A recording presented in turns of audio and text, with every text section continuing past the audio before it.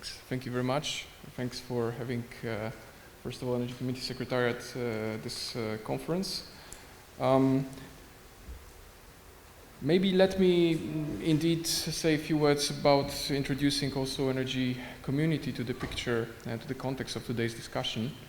Energy Community as an organization, it's an international organization, has on one hand the European Union, and on the other hand 9 contracting parties, and that includes Western Balkan 6, and includes 3 countries of the Eastern Partnership, Ukraine, Moldova and Georgia. And we have almost 20 years of experience in facilitating the alignment of the policies and legislation that all of our members should do so as to accede to the European Union. And in practice now all of our countries are covered by the EU accession agenda, which makes our framework a key instrument of facilitating the integration in the field of energy, environment and climate into the European Union. So what we see as a role of the Secretariat and the role of in the context of your questions, which I will come back to in a second, I see that on one hand we are a bridge between the here and now and the moment of accession, but as an organization we also have possibility to provide the countries with what we call the accelerated integration into the EU market. That means that we have tools under Energy Community that could help countries like Montenegro to benefit from the energy market or benefit from the energy and climate governance already before the accession. So that's words of introduction, going more into the context of what tools we have and what kind of policies we see as critical. I think some of elements were already mentioned in the first panel. So there is, for the last 5 years are the years of European Green Deal being launched in the EU and being, of course, also extended to the countries in the region. For the last 5 years have been an enormous challenge when it comes to a new generation of laws, new generation of energy, climate, environmental laws, a new way of governance of energy and climate. That new way of governance means that there is a sort of an integrated approach, given that green transition is a holistic economic challenge. It's not an energy or environmental or transport linked challenge, it's a holistic economic challenge, which is focusing on the transformation of the whole economy. And this governance is something that we as a Secretariat monitor through so-called national energy and climate plans as a tool for monitoring the progress.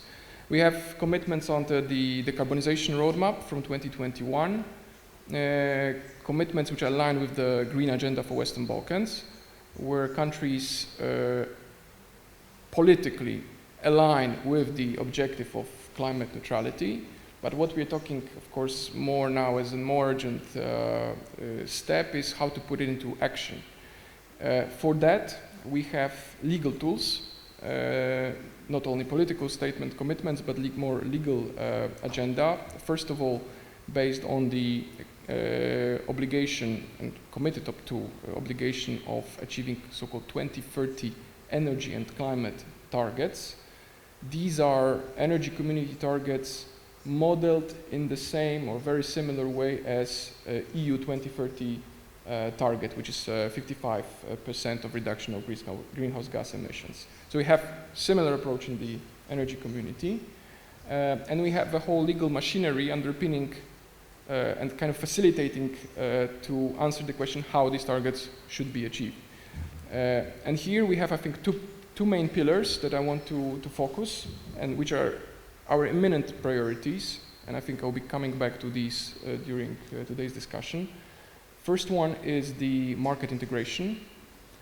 Energy Community's DNA is to facilitate market integration. I mentioned this accelerated integration to the EU market, but what is now clearly on the table is a possibility for the Energy Community contracting parties to integrate fully with the EU electricity market.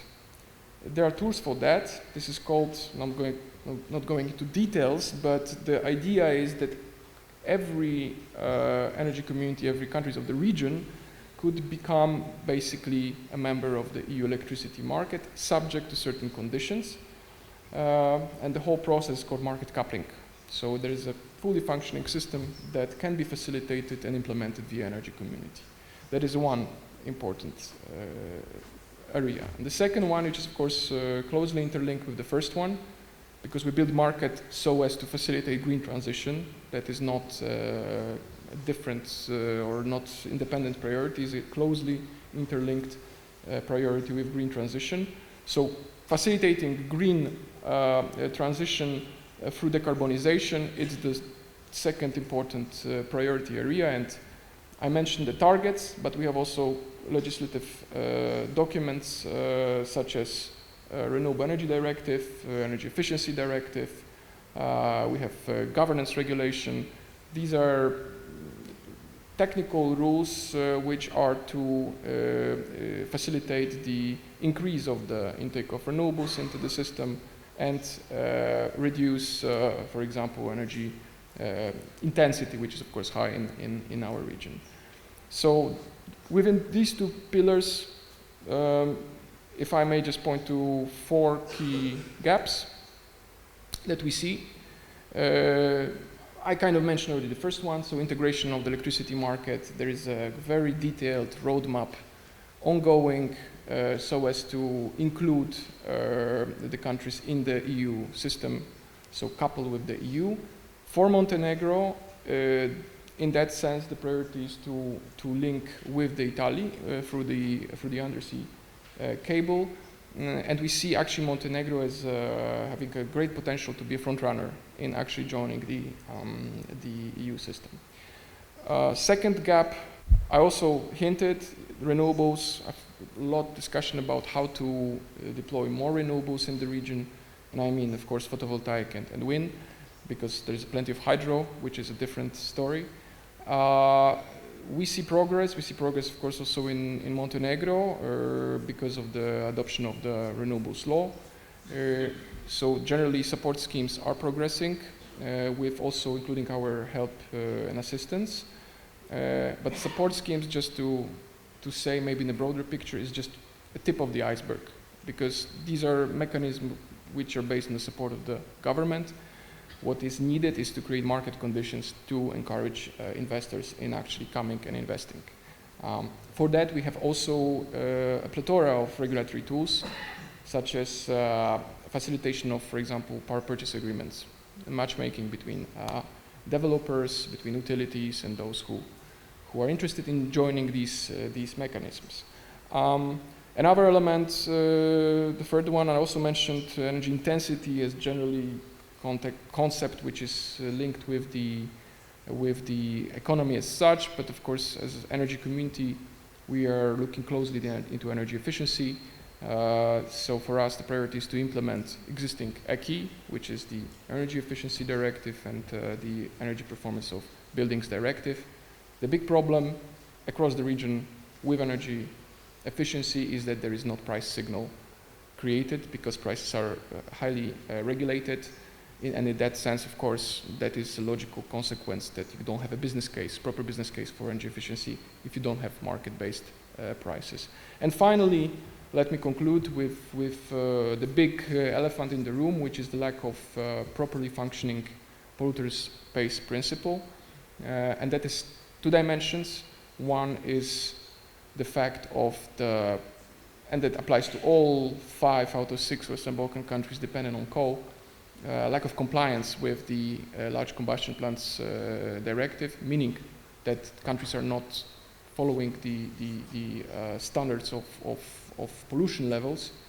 And the second thing is what we are very much investing our efforts, which is the dialogue and hopefully a common coordinated decision on carbon pricing, meaning that countries, and largely this discussion is already ongoing in different countries, maybe in different pace, but the countries are taking a decision to actually agree to have a gradual introduction of carbon pricing model, which would finally, of course, prepare them at the very last stage to join the European Union, when actually full package of the EU ETS will be binding, because anyone who joins EU have to be in line with these.